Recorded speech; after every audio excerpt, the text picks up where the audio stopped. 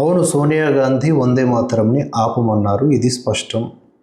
అయినా మేము ఆపలేదు, మేము పూర్తి పాటని ప్లే చేశాం అని కాంగ్రెస్కి సంబంధించినటువంటి నేత ఒకరు చెప్పిన విషయాన్ని ఆల్రెడీ మీకు ప్రీవియస్ వీడియోలో చెప్పాను. అండ్ మీకు స్పష్టంగా కొంచెం జూమింగ్ చేసి సోనియా గాంధీ గారి యొక్క బాడీ లాంగ్వేజ్ చూసినా, మాటలు చూసినా మనకు అర్థమైపోతుంది. ఒక పక్క వందే మాత్రం ప్లే అవుతుంటే సోనియా గాంధీ ఇలా చేశారు.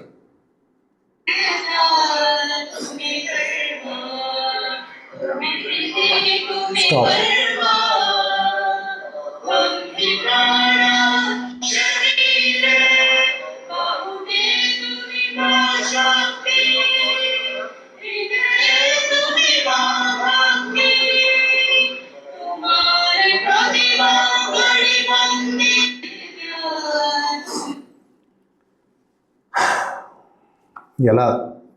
ఎలా వీరిని భరించాలి, ఎలా వీరిని నేతలుగా గుర్తించాలి, ఎలా వీరికి ఓటేయాలి, ఎలా వీరికి భారతదేశాన్ని అప్పజెప్పాలి. భారతీయులారా ఆలోచించండి. వందే మాతరం అనే నినాదం 1930, 34, 35 అక్కడ వరకు కూడా ఎవరు అభ్యంతరం తెలపాలి. జిన్నా ఏవో మూమెంట్స్ తీసుకొచ్చి కావాలని కొంతమంది రాడికల్స్ని తయారు చేసి దాంట్లో ఏవో పదార్థాలు తీసి, ఖురాన్లో కూడా స్పష్టంగా ఉంటుంది మాతృభూమిని గౌరవించాలి అని.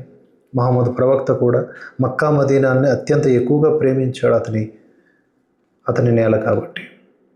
మరి అతని విశ్వాసులు, అతను చెప్పినది నమ్మేటటువంటి వాళ్ళు ముస్లిమ్స్ ఎందుకు అగెనిస్ట్ వందే మాత్రం ఉంటారు? మధ్యలో ఎవడో వచ్చి విషయాన్ని నూరు పోస్తే ఉంటారు.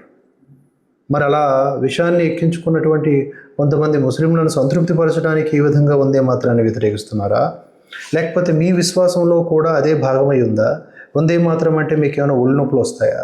వందే మాత్రం అంటే మీకేమన్నా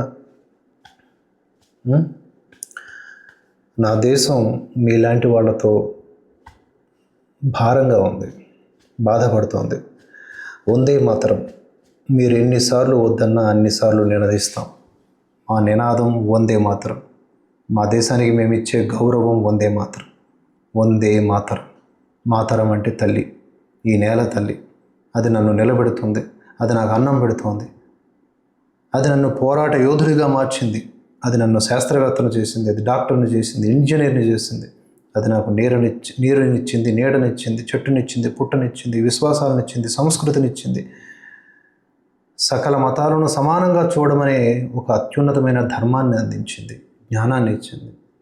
అలాంటి నేల తల్లికి వందనం. అదే వందే మాత్రం. ఒకసారి దాని అర్థం తెలుసుకునే ప్రయత్నం చేసి ఆ హృదయపు కవాటాలు ఇరుక్కున పెట్టేసుకోవడం కాకుండా తెరుచుకునే ప్రయత్నం చేయండి. సోనియా గాంధీ గారు కానీ, ఆవిడ తాలూకా సానుభూతిపరుడు కానీ.